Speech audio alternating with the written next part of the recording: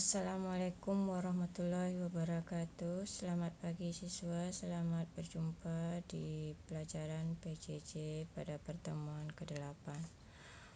Materi yang akan kita bahas hari ini adalah masih di bab 3, yaitu perumusan dan pengesahan Undang-Undang Dasar Negara Republik Indonesia tahun 1945.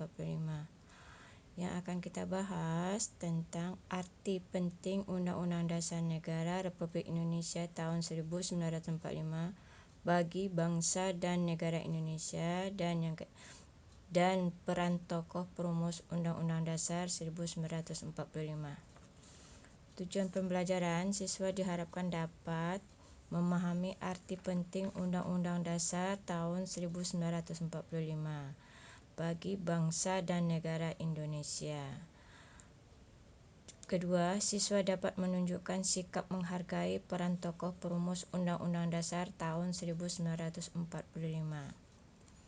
Pengembangan nilai karakter yang harus kamu miliki adalah disiplin, jujur, dan bertanggung jawab. Baiklah siswa, sekarang kita lihat dalam materinya. Undang-Undang Dasar Negara Republik Indonesia tahun 1945 berisi pola dasar kehidupan bernegara di Indonesia. Undang-Undang Dasar 1945 hanya memuat ketentuan-ketentuan pokok saja sehingga dapat menyesuaikan dengan perkembangan zaman. Pembukaan Undang-Undang Dasar 1945 memuat sendi-sendi mutlak kehidupan bernegara seperti hakikat dan sifat negara, tujuan negara, kerakyatan, dan bentuk susunan persatuan. Dengan adanya Undang-Undang Dasar 1945, kehidupan bernegara dan berbangsa dapat berjalan dengan harmonis menuju cita-cita bangsa Indonesia. Undang-Undang Dasar Negara Republik Indonesia tahun 1945 berisi aturan dasar kehidupan bernegara di Indonesia. Kedudukannya sebagai hukum yang paling tinggi dan fundamental sifatnya, karena merupakan sumber legitimasi atau landasan bentuk-bentuk peraturan perundang-undangan di bawahnya.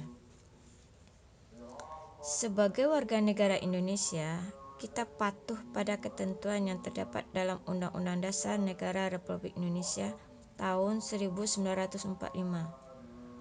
akan mengarahkan kita pada kehidupan yang tertib dan teratur. Tokoh pendiri negara Indonesia merupakan putra terbaik bangsa yang memiliki kemampuan dan visi ke depan untuk kebaikan bangsa Indonesia. Anggota BPUPKI merupakan tokoh bangsa Indonesia dan orang-orang yang terpilih serta tepat mewakili kelompok dan masyarakatnya. Ada dua paham utama yang dimiliki pendiri negara dalam sidang BPUPKI, yaitu nasionalisme dan agama. Pendiri negara yang didasarkan pemikiran nasionalisme menginginkan negara Indonesia yang akan dibentuk merupakan negara nasionalis atau negara kebangsaan. Sedangkan golongan agama menginginkan didasarkan pada salah satu agama. Bahwa pendiri negara berperan sangat besar dalam mendirikan negara Indonesia, terlepas dari para pendiri negara memiliki latar belakang suku dan agama yang berbeda.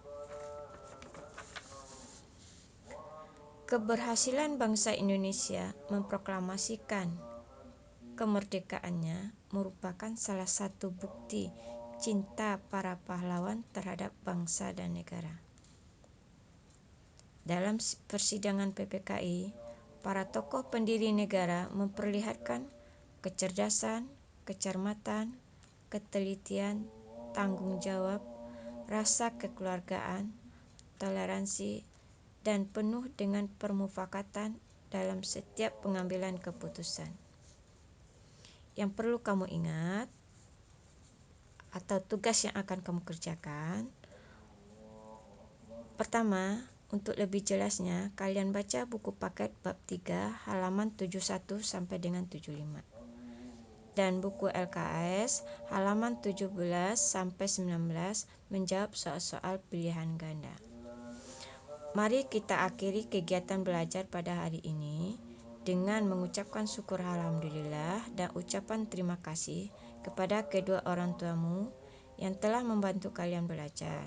Semoga kegiatan belajar pada hari ini bermanfaat dan menambah wawasan pengetahuan Anda.